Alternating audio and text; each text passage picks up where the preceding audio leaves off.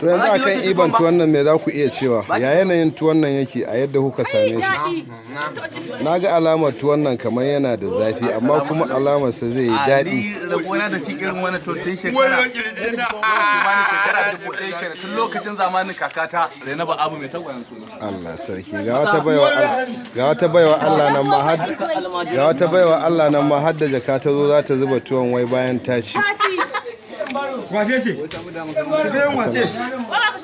Waye? Ka daina iban tuwon nan. Na ci kuka alƙur'an ki ya mun tiyata. Haba. Alƙur'an ki ya mun tiyata. Wallahi kuka ce. Dan ya kuka ce.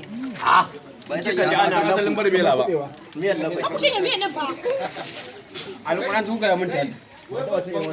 Cin amana ta ake. Ci tuwo ne wannan. To kai me haɗin ka da tuwo? Ai tuwo ni da kuma leda ne da zo na maka yawa. Ka kama cin ma.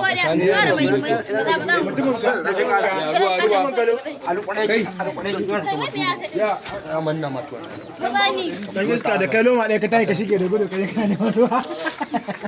Wahala ɗaya. Safi ba loma ɗaya ba. Ba ka fara cin tuwo da shi. Gobe ciki ya je. Na sa tuwon a baki ban dangwalin miya ba. Saboda ta inda ta samu sai ka ce ta samu. Na ɗauka ki. Ya ba ya bura. Ah, ba ni ba da. Yana nan ma hannu ma yake zo ya saci tuwon ma shi ana kwacewa. Dalla jaja. Dalla go gefe.